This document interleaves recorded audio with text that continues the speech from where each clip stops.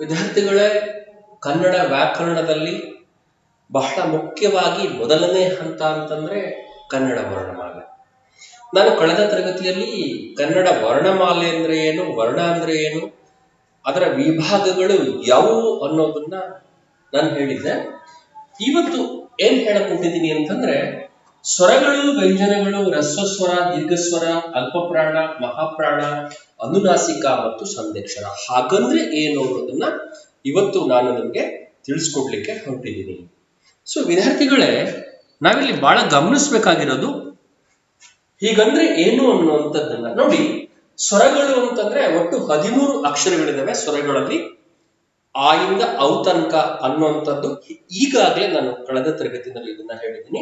ನೋಡಿ, ಸ್ವತಂತ್ರವಾಗಿ ಉಚ್ಚರಿಸುವ ಅಕ್ಷರಗಳನ್ನ ಸ್ವರಗಳು ಅಂತ ಕರೀತಾರೆ. ಹಾಗಂದ್ರೆ ಏನು?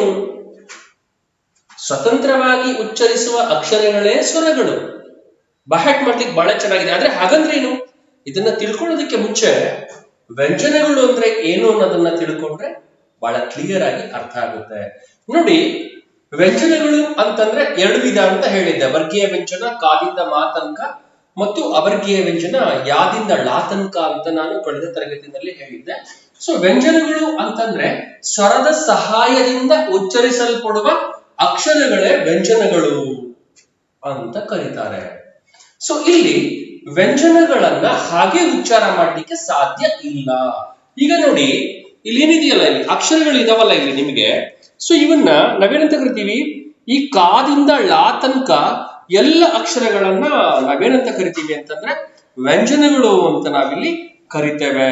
ಸೊ ಈಗ ಈ ಕ ಅನ್ನೋ ಅಕ್ಷರವ ಮತ್ತು ಳ ಅನ್ನೋ ಅಕ್ಷರವನ್ನ ಅಂದ್ರೆ ಇಲ್ಲಿಂದ ಇಲ್ಲಿ ತನಕ ಸ್ವತಂತ್ರವಾಗಿ ಉಚ್ಚಾರ ಮಾಡ್ಲಿಕ್ಕೆ ಬರೋದಿಲ್ಲ.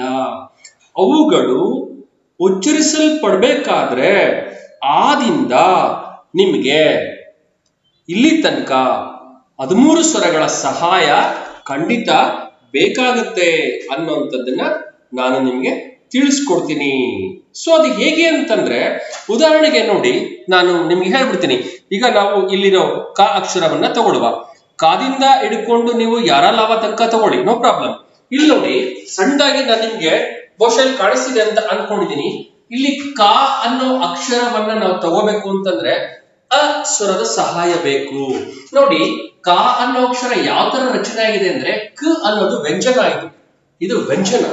ಇದಕ್ಕೆ ಆ ಅನ್ನೋ ಸ್ವರವನ್ನ ಪ್ಲಸ್ ಆ ಅನ್ನೋ ಸ್ವರವನ್ನ ಸೇರಿಸಿದಾಗ ಮಾತ್ರ ಕ ಆಗೋದು.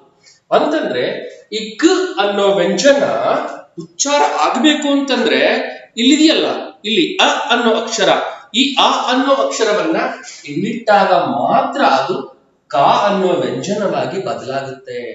ಈಗ ನೀವು ಕಾಗುಣಿತವನ್ನ ಬರೀತೀರಾ, ಏನಂತ ಬರೀತೀರಾ? ಕಾಕ್ ತಲೆ ಕೊಟ್ಟು ಕಾ, ಕಾಕಿಡ್ಲಿ ಕಾ ಅಂತ ನೀವು ಬರೆದ್ರಿ ಅಂತಂದ್ರೆ ಕ ಪ್ಲಸ್ ಆ ಬರ್ಲೇಬೇಕಿಲ್ಲಿ, ಇಲ್ಲಿ ಬರ್ಲೇಬೇಕಿದು.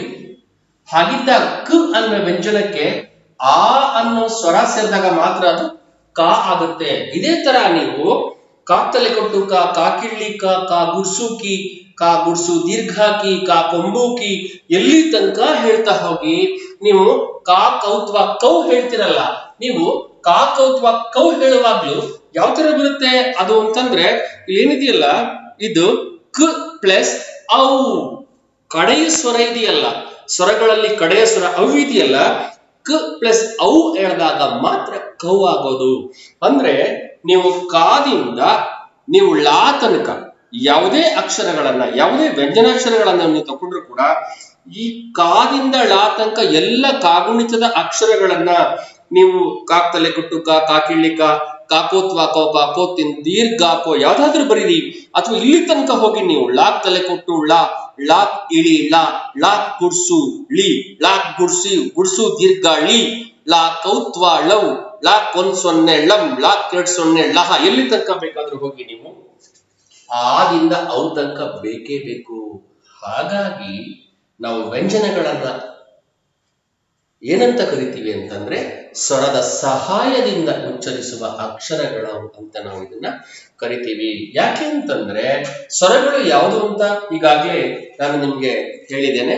ಸೊ ಇಲ್ಲಿ ಆದಿಂದ ಔ ತನಕ 13 ಅಕ್ಷರಗಳನ್ನ ನಾವೇನಂತ ಕರಿತೀವಿ ಅಂತಂದ್ರೆ ಸ್ವರಗಳು ಅಂತ ನಾವು ಕರಿತೇವೆ.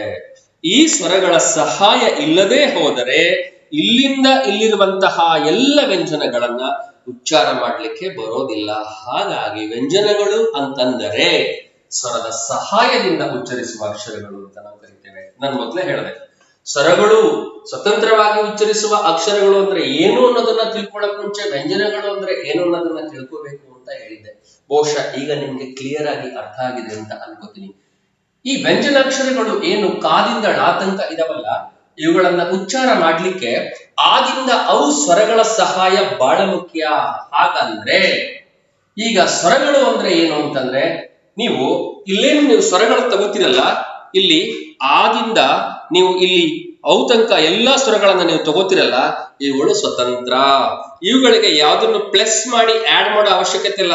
ಆನೆ ಆ ಇ ಈ ಉ ಊ ಎ ಎ ಐ ಒ ಔ ಈಸಿಯಾಗಿ ಇದನ್ನ ಬರಿತಾ ಹೋಗ್ಬಿಡ್ಬೋದು, ಯಾವ್ದು ಸೇರೋದ್ ಬೇಡ.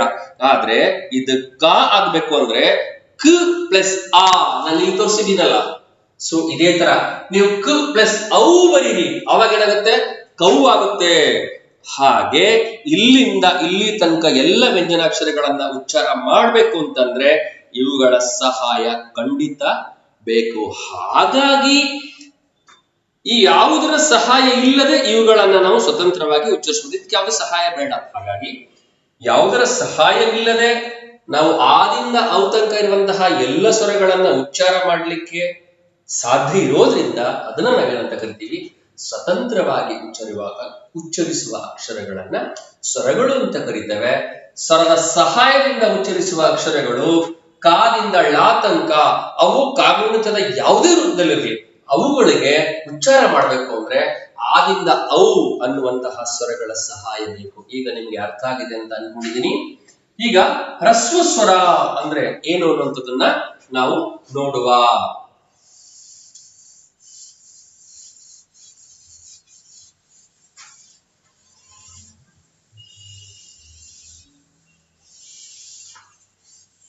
ಹ್ರಸ್ವ ಸ್ವರ ಏನು? ಹ್ರಸ್ವ ಸ್ವರ ಅಂತಂದ್ರೆ ಕಡಿಮೆ ಸಮಯದಲ್ಲಿ ಉಚ್ಚರಿಸುವ ಅಕ್ಷರಗಳು ಹ್ರಸ್ವ ಸ್ವರ. ಸೊ ದೀರ್ಘ ಸ್ವರ ಅಂತಂದ್ರೆ ಹೆಚ್ಚು ಸಮಯದಲ್ಲಿ ಉಚ್ಚರಿಸುವ ಅಕ್ಷರಗಳು. ನೋಡಿ ಮಕ್ಕಳ, ಈಗ ಕಾದಿಂದ ಇಲ್ಲಿ ಳ ಏನಿದೆಯಲ್ಲ ಇಲ್ಲಿ ತನಕ ಇವೆಲ್ಲವೂ ಹ್ರಸ್ವ ಸ್ವರಗಳೇ. ಅಂದ್ರೆ ನೀವು ಮಾತ್ರೆಗಳಿಗೆ ಹೋದಾಗ ಒಂದು ಮಾತ್ರ ಕಾಲದಲ್ಲಿ ಉಚ್ಚರಿಸುವ ಅಕ್ಷರಗಳನ್ನ ನಾವು ಹ್ರಸ್ವ ಸ್ವರ ಅಂತ ಕರಿತೇವೆ. ಒಂದು ಮಾತ್ರ ಕಾಲ, ಅದನ್ನ ನಾವು ಹೀಗೆ ಲಘು ಅಂತ ಕರಿತೇವೆ. ದೀರ್ಘ ಸ್ವರ ಅಂತಂದ್ರೆ ಹೆಚ್ಚು ಸಮಯದಲ್ಲಿ ಉಚ್ಚರಿಸಲ್ಪಡುವ ಅಕ್ಷರಗಳನ್ನ ನಾವು ದೀರ್ಘ ಸ್ವರ ಅಂತ ಕರಿತೇವೆ. ಇದನ್ನ ಗುರು ಅಂತ ಕರಿತೇವೆ. ಸದ್ಯಕ್ಕೆ ನಾನು ಈ ಲಘು ಮತ್ತು ಗುರು ಇವೆರಡನ್ನ ಹೇಳೋದಿಲ್ಲ. ಇದು ಯಾವಾಗ ಅಂತಂದ್ರೆ ಮುಂದೆ ಛಂದಸ್ಸನ್ನ ಹೇಳುವಾಗ ಇದನ್ನ ನಾನು ಸಂಪೂರ್ಣವಾಗಿ ಇದನ್ನ ಹೇಳ್ತೇನೆ. ಅಂದ್ರೆ ಕಡಿಮೆ ಸಮಯ ಅಂತಂದ್ರೆ ಇಲ್ಲಿ ಏನಿದೆಯಲ್ಲ, ಇಲ್ಲಿ ಕಾದಿಂದ ಇಲ್ಲಿ ಳ ತನಕ ಏನ್ ಅಕ್ಷರಗಳು ಇದಾವಲ್ಲ, ಇವೆಲ್ಲವೂ ಕೂಡ, ಇದು ಕೂಡ ಅ ಆಗ್ಲಿ, ಇ ಆಗ್ಲಿ, ಉ ಆಗ್ಲಿ, ಇಲ್ಲಿ ರು ಆಗ್ಲಿ, ಎ ಆಗ್ಲಿ, ಇವೆಲ್ಲವೂ ಕೂಡ ಹ್ರಸ್ವ ಸ್ವರ. ಸಾರಿ, ಇವೆಲ್ಲವೂ ಕೂಡ ಹೌದು ಹ್ರಸ್ವ ಸ್ವರಗಳೇ ಆಗಿರುತ್ತವೆ. ನೀವು ನೋಡಿ, ಈಗ ಕ ತಗೊಳ್ಳಿ, ಕ ಖ ಗ ಘ ಘ. ಹಾಗೇನೆ ಚ ಛ ಜ ಝ ಛ ಟ ಠ ಡ ಢ ಣ ತ ಥ ದ ಧ ನ ಪ ಪ ಬ ಭ ಮ ಯಾರಲ್ಲಾವಶೇಷ ಸಹಾಳ. ಇಲ್ಲಿ ತನಕ ಎಲ್ಲಾ ಅಕ್ಷರಗಳು ಕೂಡ ಹ್ರಸ್ವ ಸ್ವರಗಳೇ. ಹಾಗಿದ್ದರೆ ದೀರ್ಘ ಸ್ವರ ಅಂದ್ರೆ ಏನು? ಬಹಳ ಸಿಂಪಲ್ ಆಗಿ ಹೇಳ್ಬಿಡ್ತೀನಿ. ಈ ಕಾವನ್ನ ಕಾ ಮಾಡಿದ್ರೆ ದೀರ್ಘ ಸ್ವರ, ಇದನ್ನ ದೀರ್ಘ ಸ್ವರ ಅಂತ ನಾವು ಕರಿತೇವೆ. ನೋಡಿ ಇಲ್ಲಿ ಸ್ಪಷ್ಟವಾಗಿ ಹೇಳ್ಬಿಡ್ತೀನಿ ನಿಮ್ಗೆ. ಇದನ್ನ ನೋಡಿ, ಹೀಗೆ ಬರೆದ್ರೆ ದೀರ್ಘ ಸ್ವರ. ಹಾಗೇನೆ ಕಿ ನೋಡಿ, ಬಹಳ ಸ್ವಲ್ಪ ಪ್ರೊನೌನ್ಸಿಯೇಷನ್ ನೋಡಿ. ಕಿ ಸ್ವಲ್ಪ ಸಮಯ ಒಂದೇ ಮಾತ್ರ ಕಾಲ, ಕಿ ಹ್ರಸ್ವ ಸ್ವರ. ಹಾಗೇನೆ ಕೀ ದೀರ್ಘ ಸ್ವರ. ಹಾಗೇನೆ ಬೇರೆದನ್ನು ತಗೊಳ್ಳುವ. ಹಾಗೇನೆ ಈಗ ನಾನು ಗಾ ತಗೋತೀನಿ. ಸೊ ಇದನ್ನ ನಾವೇನಂತ ಕರಿತೀವಿ? ಹ್ರಸ್ವ ಸ್ವರ ಅಂತ ಕರಿತೀವಿ. ಹಾಗೇನೆ ಇದನ್ನ ನಾವೇನಂತ ಕರಿತೀವಿ? ದೀರ್ಘ ಸ್ವರ. ಇದು ನೋಡಿ, ಗ ಹ್ರಸ್ವ ಸ್ವರ, ಗಾ ದೀರ್ಘ ಸ್ವರವನ್ನಾಗಿ ಇದನ್ನ ನಾವು ತಗೊಂಡ್ವಿ. ಹಾಗೇನೆ ನೀವೇನ್ ಮಾಡಿ, ಗೋ ತಗೊಳ್ಳಿ, ಗೋ ಇದನ್ನ ಹ್ರಸ್ವಸ್ವರ ಅಂತ ಕರಿತೀವಿ. ಸೊ ಇಲ್ಲೇನ್ ಬರುತ್ತಲ್ಲ ಗೋ, ದೀರ್ಘವಾಗಿ ಹೆಚ್ಚು ಸಮಯವನ್ನ ಉಚ್ಚಾರ ಮಾಡ್ಲಿಕ್ಕೆ ತೆಗೆದುಕೊಳ್ಳುವ ಎಲ್ಲ ಅಕ್ಷರಗಳನ್ನ ನಾವು ದೀರ್ಘಸ್ವರ ಅಂತ ಕರಿತೀವಿ. ಇದನ್ನ ಕಾದಿಂದ ಲಾ ತನಕ ನೀವು ಕಾಗುಣಿತವನ್ನ ಬರಿತಾ ಹೋದ್ರೆ ನಿಮ್ಗೆ ಗೊತ್ತಾಗ್ಬಿಡುತ್ತೆ. ಫಾರ್ ಎಕ್ಸಾಂಪಲ್ ನೋಡಿ, ಳು ಹ್ರಸ್ವಸ್ವರ, ಇದು ಹ್ರಸ್ವಸ್ವರ, ಲೂ ದೀರ್ಘಸ್ವರ. ನಾವು ಉಚ್ಚಾರ ಮಾಡುವಾಗಲೇ ಗೊತ್ತಾಗ್ಬಿಡುತ್ತೆ ನೋಡಿ. ಇದನ್ನ ನಾವು ಳು ಅಂತ ಹೇಳಲ್ಲ, ಇದನ್ನ ಳು ಅಂತೀವಿ ಅಷ್ಟೇ. ಇದನ್ನ ಳು ಎಳಿತಿ ಇದನ್ನ ನಾವೇನಂತ ಕರಿತೀವಿ ಅಂತಂದ್ರೆ ದೀರ್ಘಸ್ವರ ಅಂತ ನಾವು ಕರಿತೇವೆ. ಈಗಾಗಲೇ ಹ್ರಸ್ವಸ್ವರ ಅಂದ್ರೆ ಕಡಿಮೆ ಸಮಯದಲ್ಲಿ ಉಚ್ಚರಿಸುವ ಅಕ್ಷರಗಳು ಮತ್ತು ದೀರ್ಘಸ್ವರ ಹೆಚ್ಚು ಸಮಯದಲ್ಲಿ ಉಚ್ಚರಿಸಲ್ಪಡುವ ಅಕ್ಷರಗಳು. ಹಾಗೇನೆ ಮೂರನೆಯ ಸ್ವರ ಇದೆ, ಅದ್ಯಾವುದು ಅಂತಂದ್ರೆ ಪ್ಲುತಸ್ವರ. ಅಂದ್ರೆ ಉಚ್ಚಾರ ಮಾಡ್ಲಿಕ್ಕೆ 2 ಮಾತ್ರೆಗಳಿಗಿಂತ ಹೆಚ್ಚು ಕಾಲವನ್ನ ತಕೊಂಡ್ರೆ ಅದನ್ನ ನಾವು ಪ್ಲುತಸ್ವರ ಅಂತ ಕರಿತೀವಿ. ಫಾರ್ ಎಕ್ಸಾಂಪಲ್ ನೋಡಿ, ಇಲ್ಲಿ ಅಮ್ಮ ಅಂತ ಇದೆ, ಇದು ನೋಡಿ ಹ್ರಸ್ವಸ್ವರ ಅಷ್ಟೇ. ಇದು ದೀರ್ಘಸ್ವರ, ಅಮ್ಮ ದೀರ್ಘಸ್ವರ. ಇದ್ರ ಮುಂದೆ 2 ಚುಕ್ಕೆ ಹಾಕಿದ್ರೆ ಅಂದ್ರೆ ಈ 3 ಚುಕ್ಕೆಗಳ ಅರ್ಥ ಅಮ್ಮ ಅಂತ ಹೇಳಿ ನಿಲ್ಸ್ಬೇಡ, ಅಮ್ಮ ಮುಂದೆ ಕೇಳಿ ಅಂತ ಹಸು ಕೂಗುತ್ತಲ್ಲ, ಹಸು ಏನಂತ ಕೂಗುತ್ತೆ, ಅಂಬಾ ಅಂತ ನಿಲ್ಸ್ಬಿಡಲ್ಲ ನೋಡಿ. ಇದು ಹ್ರಸ್ವಸ್ವರ, ಇದು ದೀರ್ಘಸ್ವರ, ಇದು ಹ್ರಸ್ವಸ್ವರ, ಇದು ದೀರ್ಘಸ್ವರ ಬಾ. ಸೊ ಇಲ್ಲಿ ನೋಡಿ ಅಂಬಾ ಅನ್ನಲ್ಲ, ಅದೇನ್ ಮಾಡುತ್ತೆ, ಅಂಬಾ ಎಳೆಯುತ್ತೆ. ಅಂದ್ರೆ ಮುಂದೆ ಚುಕ್ಕೆಗಳನ್ನ ಇಟ್ಟರೆ ಇದನ್ನ ಇನ್ನು ಉದ್ದಕ್ಕೆ ಎಳಿ ಸ್ವರನ ಅಂತ. ಹೀಗೆ ಅಮ್ಮ, ಅಂಬಾ, ಈ ತರ ನೋಡಿ. ಅಯ್ಯೋ ನೋಡಿ, ಅ ಹ್ರಸ್ವಸ್ವರ, ಯೋ ದೀರ್ಘಸ್ವರ. ಸೊ ಇದು ಮುಂದೆ ಚುಕ್ಕಿಗಳನ್ನ ಇಟ್ರೆ ಅಯ್ಯೋ, ಈ ತರ ಎಳೆಯೋದನ್ನ ನಾವೇನಂತ ಕರಿತೀವಿ ಅಂತಂದ್ರೆ ನಾವು ಪ್ಲುತಸ್ವರ ಅಂತ ನಾವು ಕರಿತೇವೆ. ಅಂದರೆ ಇದರ ಅರ್ಥ ಏನು ಅಂತಂದ್ರೆ ಉಚ್ಚರಿಸಲು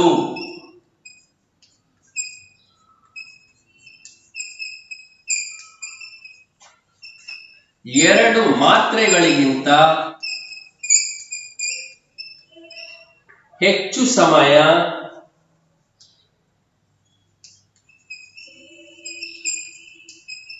ತೆಗೆದುಕೊಳ್ಳುವ ಅಕ್ಷರಗಳು.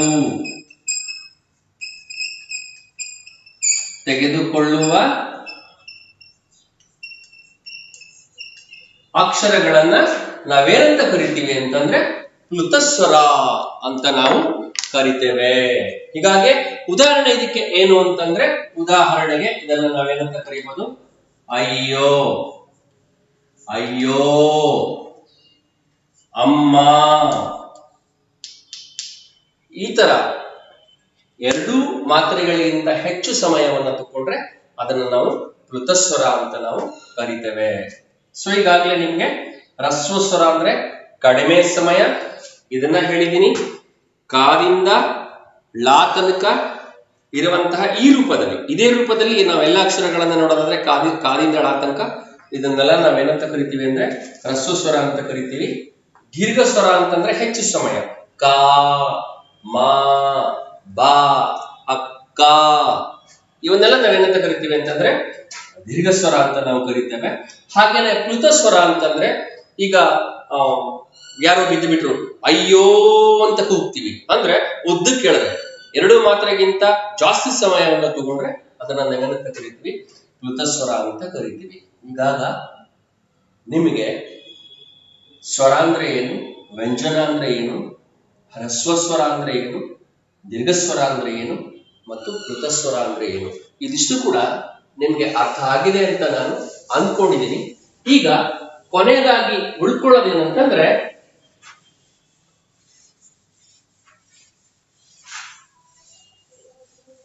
ಅಲ್ಪಪ್ರಾಣ ಮತ್ತು ಮಹಾಪ್ರಾಣ.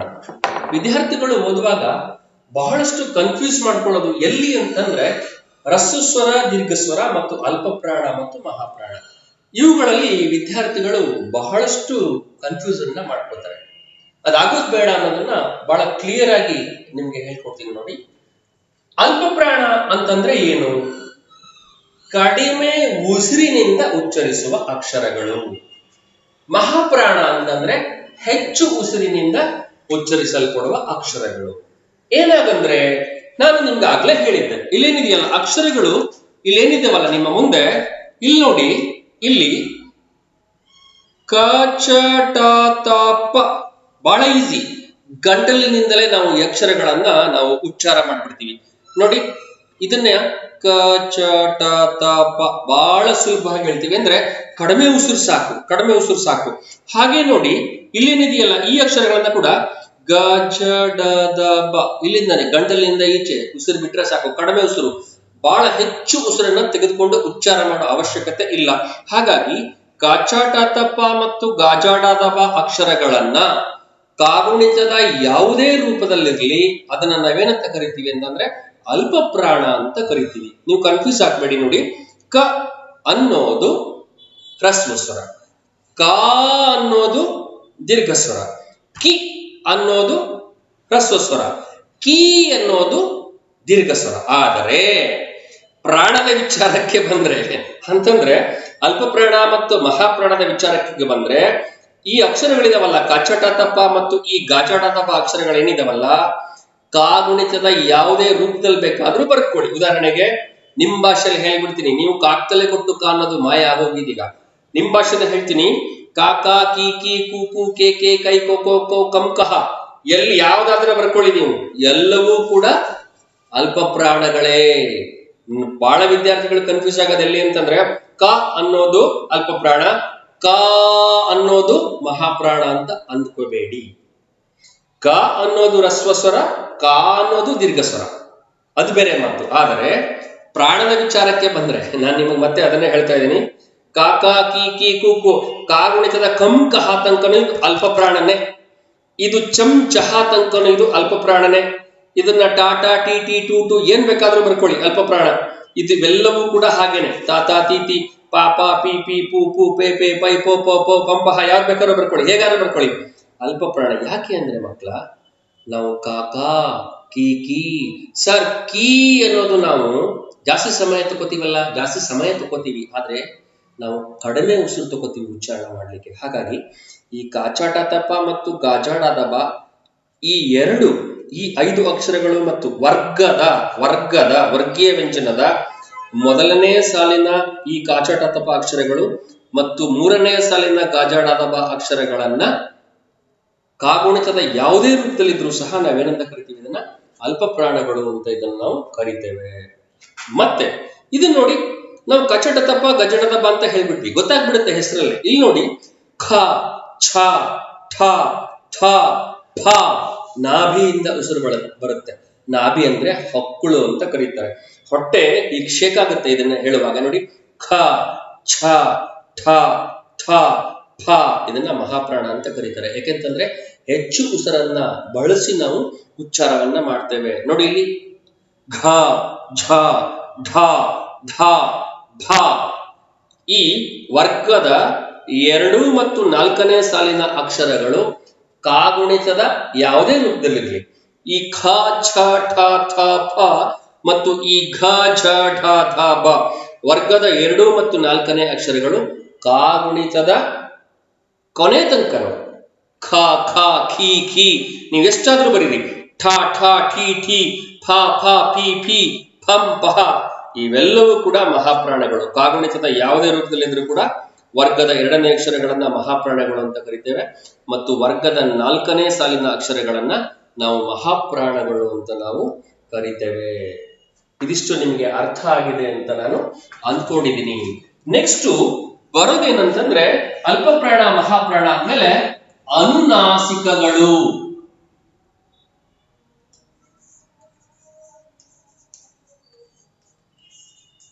ಅನುನಾಸಿಕ ಅಂತಂದ್ರೆ ಬಹಳ ವಿದ್ಯಾರ್ಥಿಗಳು ನನ್ನ ಕ್ಲಾಸಲ್ಲಿ ಕೇಳುವಾಗ ತಟ್ ಅಂತ ಹೇಳ್ಬಿಡ್ತಾರೆ. ಅನುನಾಸಿಕ ಅಂತಂದ್ರೆ ಏನು ಅಂತ ಕೇಳಿದ್ರೆ ಮೂಗಿನಿಂದ ಉಚ್ಚರಿಸುವ ಅಕ್ಷರಗಳನ್ನ ಅನುನಾಸಿಕ ಅಂತ ಕರೆದುಬಿಡ್ತಾರೆ ಅಂತ. ಅಲ್ಲ, ಮೂಗಿನ ಸಹಾಯದಿಂದ ಉಚ್ಚರಿಸುವ ಅಕ್ಷರಗಳು. ನೋಡಿ, ಅನುನಾಸಿಕಗಳು ಅಂತಂದ್ರೆ ಮೂಗಿನ ಸಹಾಯದಿಂದ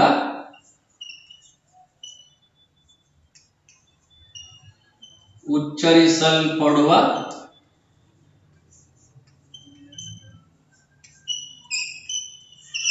ಮೂಗಿನ ಸಹಾಯದಿಂದ ಉಚ್ಚರಿಸಲ್ಪಡುವ ಅಕ್ಷರಗಳನ್ನ ಅನುನಾಸಿಕಗಳು ಅಂತ ಕರೀತಾರೆ. ನಾನು ಮೊದಲೇ ಹೇಳಿದೆ, ವರ್ಗದ ಮೊದಲನೆಯ ಮತ್ತು ವರ್ಗದ ಮೂರನೆಯ ಕಚಟ ತಪ ಮತ್ತು ಗಜಟ ತಪಗಳು ಅಲ್ಪ ಪ್ರಾಣಗಳಾಗಿರ್ತವೆ. ಹಾಗೇನೆ ವರ್ಗದ ಎರಡನೆಯ ಮತ್ತು ನಾಲ್ಕನೆಯ ಸಾಲಿನ ಅಕ್ಷರಗಳು ಮಹಾಪ್ರಾಣಗಳಾಗಿರ್ತವೆ. ಮತ್ತು ವರ್ಗದ ಕಡೆಯಲ್ಲಿದವಲ್ಲ ಜ್ಞಾ ಜ್ಞಾ ಜ್ಞಾ ನಾನಾಮ ಜ್ಞಾ ಜ್ಞಾ ನಾನಾಮ ಈ 5 ಅಕ್ಷರಗಳನ್ನ ಅನುನಾಸಿಕಗಳು ಅಂತ ಕರೀತಾರೆ. ನೋಡಿ, ಜ್ಞ ಜ್ಞ ನ ನ ಮ ಈ ಜ್ಞ ಜ್ಞ ನ ನ ಮ ಈ 5 ಅಕ್ಷರಗಳನ್ನ ಅನುನಾಸಿಕಗಳು ಅಂತ ಕರೀತಾರೆ. ಬೇಕಿದ್ರೆ ನೀವೊಂದು ಪ್ರಯೋಗ ಮಾಡಿ. ಯಾಕೆ? ನಾನು ಮೊದಲೇ ಹೇಳ, ಅನುನಾಸಿಕ ಅಂತಂದ್ರೆ ಮೂಗಿನ ಸಹಾಯದಿಂದ ಉಚ್ಚರಿಸುವ ಅಕ್ಷರಗಳು. ಮೂಗಿನ ಸಹಾಯ ಬೇಕಿದಕ್ಕೆ. ಅಂದ್ರೆ ಈ 5 ಅಕ್ಷರಗಳನ್ನ ನೀವು ಉಚ್ಚಾರ ಮಾಡುವಾಗ ಮೂಗಿನ ಸಹಾಯ ಇಲ್ದೇನೆ ಉಚ್ಚಾರ ಮಾಡ್ಲಿಕ್ಕೆ ಬರೋದಿಲ್ಲ. ಫಾರ್ ಎಕ್ಸಾಂಪಲ್ ನೋಡಿ, ಈ ಜ್ಞ ಅನ್ನೋ ಅಕ್ಷರಗಳನ್ನ ಮೂಗಿಡ್ಕೊಂಡು ಹೇಳಿ, ಜ್ಞ ಜ್ಞ ಜ್ಞ ಜ್ಞ ಮ ಬರೋದಿಲ್ಲ. ಅಂದ್ರೆ ಯಾಕೆ ಮೂಗಿನ ಸಹಾಯದಿಂದ ಉಚ್ಚರಿಸುವ ಅಕ್ಷರಗಳು ಅಂತ ಈ ಜ್ಞ ಜ್ಞ ಣ ನ ಮ ಈ 5 ಅಕ್ಷರಗಳನ್ನ ಹೇಳ್ತೀವಿ ಅಂತಂದ್ರೆ, ವರ್ಗದ ಕಡೆಯ ಈ 5 ಅಕ್ಷರಗಳನ್ನ ಯಾಕೆ ನಾವು ಮೂಗಿನ ಸಹಾಯದಿಂದ ಉಚ್ಚರಿಸುವ ಅಕ್ಷರಗಳು ಅರ್ಥಾತ್ ಅನುನಾಸಿಕಗಳು ಅಂತ ಕರಿತೀವಿ ಅಂತಂದರೆ, ಮತ್ತೊಮ್ಮೆ ನೀವು ಮನೇಲಿ ಕೂತ್ಕೊಂಡು ಪ್ರಯೋಗ ಮಾಡ್ಕೊಳ್ಳಿ. ನಾನು ಹೇಳ್ತೀನಿ ನೋಡಿ, ನ ನ ನ ನ ಮ ಅಂದ್ರೆ ನಾನು ಮೂಗಿಡ್ಕೊಂಡು ಹೇಳ್ತಾ ಇದ್ದೀನಿ. ಅಂದ್ರೆ ಮೂಗನ್ನ ಪೂರ್ತಿಯಾಗಿ ಹೀಗೆ ಮುಚ್ಕೊಂಡ್ಬಿಟ್ಟು 2 ಬೆರಳನ್ನ ಹಾಕೊಂಡು ಹೀಗೆ ಹಿಡ್ಕೊಂಡು ಹೇಳಿದ್ರೆ ಇದನ್ನ ಉಚ್ಚಾರ ಮಾಡ್ಲಿಕ್ಕೆ ಬರೋದಿಲ್ಲ. ಅಂದ್ರೆ ಅರ್ಥಾತ್ ಮೂಗಿನ ಸಹಾಯ ಇಲ್ಲದೆ ಈ ವರ್ಗದ ಕಡೆಯ ಅಕ್ಷರಗಳನ್ನ ಉಚ್ಚಾರ ಮಾಡ್ಲಿಕ್ಕೆ ಬರೋದಿಲ್ಲ. ಜ್ಞಾನ ಮತಂಕ. ಅದಕ್ಕೋಸ್ಕರ ಏನಂತ ಹೇಳ್ತಾರೆ ಅಂತಂದ್ರೆ, ಮೂಗಿನ ಸಹಾಯದಿಂದ ಉಚ್ಚರಿಸುವ ಅಕ್ಷರಗಳನ್ನ ಅನುನಾಸಿಕಗಳು ಅಂತ ಕರೀತಾರೆ. ಅದ್ಯಾವುದು ಅಂತ ಅಂದ್ರೆ ಜ್ಞ ಜ್ಞ ನ ನ ಮತ್ತು ಮ ಈ 5 ಅಕ್ಷರಗಳನ್ನ ಅನುನಾಸಿಕಗಳು ಅಂತ ಕರೀತಾರೆ. ಇದು ಕೂಡ ನಿಮ್ಗೆ ಅರ್ಥ ಆಗಿದೆ ಅಂತ ಅನ್ಕೊಂಡಿದ್ದೀನಿ. ಮತ್ತು ಕಡೆಯದಾಗಿ ಸಂಧ್ಯಕ್ಷರಗಳು. ಕನ್ನಡ ವರ್ಣಮಾಲೆಯಲ್ಲಿ ಸಂಧ್ಯಕ್ಷರಗಳು ಯಾವುದು ಅಂತ ಕೇಳ್ತಾರೆ.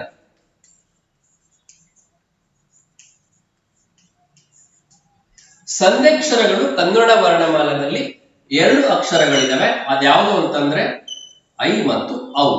ಇವೆರಡನ್ನ ಸಂಧ್ಯಕ್ಷರಗಳು ಅಂತ ಕರೀತಾರೆ. ಯಾಕೆ ಸಂಧ್ಯಕ್ಷರಗಳು ಅಂತ ಕರೀತಾರೆ ಅಂತಂದ್ರೆ, 2 ಸ್ವರಗಳು ಸೇರಿ 1 ಅಕ್ಷರ ಆಗಿದೆ. ಹಾಗಾಗಿ ಇವುಗಳನ್ನ ಸಂಧ್ಯಕ್ಷರಗಳು ಅಂತ ಕರೀತಾರೆ. ಸಂಧ್ಯಕ್ಷರ 2 ಸ್ವರಗಳ ಮಿಲನ.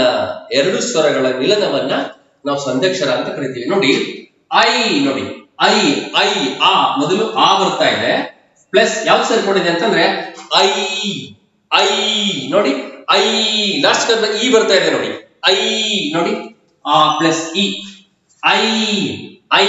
ಹಾಗಾಗಿ ನೋಡಿ 2 ಸ್ವರಗಳ ಮಿಲನ ಇದು. ಹಾಗೆ ಔ ಯಾವ ತರ ಬರುತ್ತೆ ಅಂತಂದ್ರೆ ಔ ನೋಡಿ, ಆ ಪ್ಲಸ್ ಉ ಔ ಔ ಅಂತ ಇದನ್ನ ಕರೀತಿರಲ್ಲ, ಔ ಔ ನೋಡಿ, ಲಾಸ್ಟ್ ಅಲ್ಲಿ ಹೂ ಬರ್ತಾ ಇದೆಯಲ್ಲ. ಅಂದ್ರೆ ಐ ಮತ್ತು ಔ ಈ 2 ಅಕ್ಷರಗಳನ್ನ ನಾವು ಸಂಧ್ಯಕ್ಷರಗಳು ಅಂತ ಕರಿತೇವೆ. ಅಂದ್ರೆ 2 ಅಕ್ಷರಗಳು ಸೇರ್ಕೊಂಡು 2 ಸ್ವರಗಳು ಸೇರ್ಕೊಂಡು ಆ ಮತ್ತು ಈ ಸೇರ್ಕೊಂಡು ಐ ಆಗಿದೆ, ಆ ಮತ್ತು ಉ ಸೇರ್ಕೊಂಡು ಔ ಆಗಿದೆ. ಹಾಗಾಗಿ ಕನ್ನಡ ವರ್ಣಮಾಲೆಯಲ್ಲಿ ಐ ಮತ್ತು ಔಗಳನ್ನ ಸಂಧ್ಯಕ್ಷರಗಳು ಅಂತ ಕರೀತಾರೆ. ಮುಂದಿನ ತರಗತಿಯಲ್ಲಿ ನಾನು ಧ್ವನ್ಯಂಗಗಳನ್ನ ಕುರಿತು ಹೇಳ್ತೇನೆ. ನಮಸ್ಕಾರ ವಿದ್ಯಾರ್ಥಿಗಳೇ.